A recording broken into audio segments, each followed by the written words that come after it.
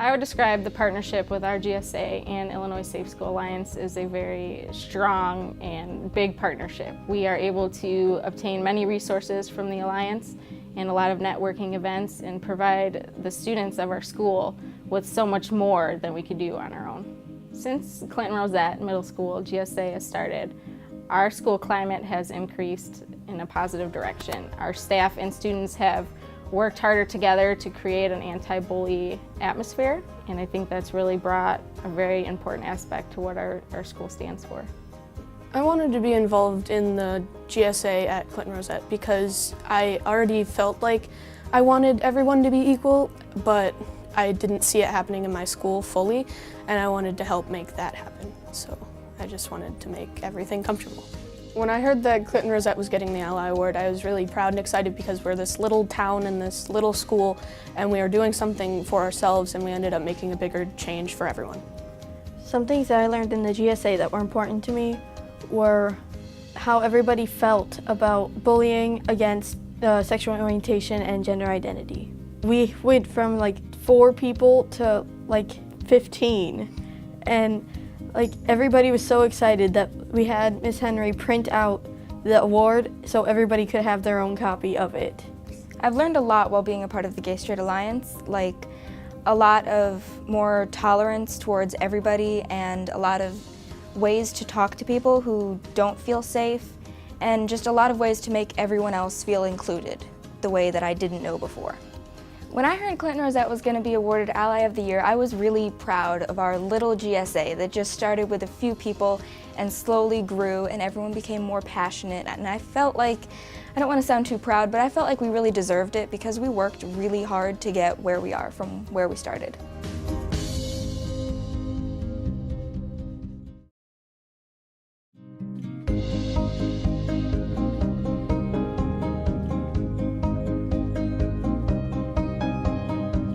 We're an organization that values adult leadership and youth leadership, and Emma was a crucial sort of emissary, I guess, between the youth organizers of the camp and those of us who were there as the adult counselors. Emma is very smart and articulate. She's also, I think, has an unusual combination of passion along with patience. So she's patient with those who don't agree with her or maybe don't have the same level of understanding. So I definitely sensed that in our meeting with CPS, where we were meeting with people who were well-intentioned but did not have all the same background that those of us coming in from the Alliance had. And I thought it was it made the meeting go so well that she was there demonstrating passion and patience at the same time. I think Emma was voted Activist of the Year because she's just, always at every meeting. Her voice is definitely heard. She's always been on top of it, and I think that she's just a really great person, and I don't see why she wouldn't have been Activist of the Year.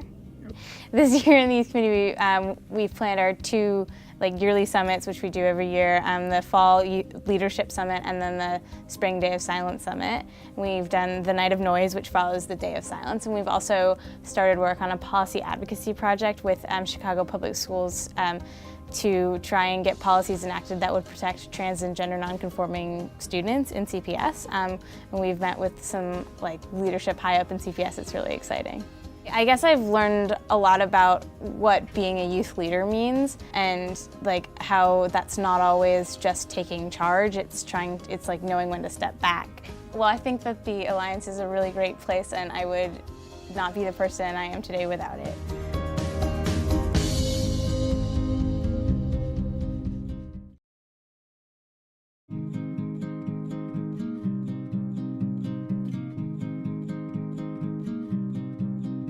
Dr. Aird was a standout nomination for Advocate of the Year because even in the face of literally losing her job and being placed on suspension, she knew that what she had done in terms of the process for coming up with these policies and procedures, working in partnership with the school board to vet and pass these policies and procedures, that even in the face of backlash and opposition coming from religious and evangelical roots, she knew she had done the right thing and she stood by it. Dr. Aird's work to protect transgender and gender nonconforming students in District 131 is really on the cusp of where the LGBTQ Safe Schools movement is nationwide.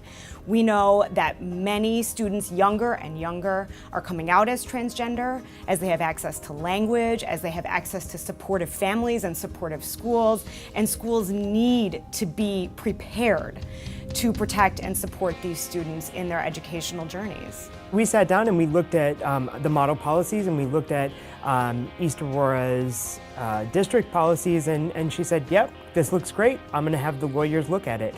And it was just like that. I mean, she was so confident and so sure that this was the right thing to do that she didn't need any convincing. And I had brought an argument thinking that this was gonna be an uphill battle, but she knew that her job was to serve children and that they weren't currently being met by what the district was offering. I think Dr. Aird deserves to be Advocate of the Year because she was on the front lines of this fight to have trans and gender nonconforming children be kept safe and supported in her district. And she risked her job in order to make sure that those trans and gender nonconforming children were safe and supported. She really went to the mat in a way that I think very few people are willing to do.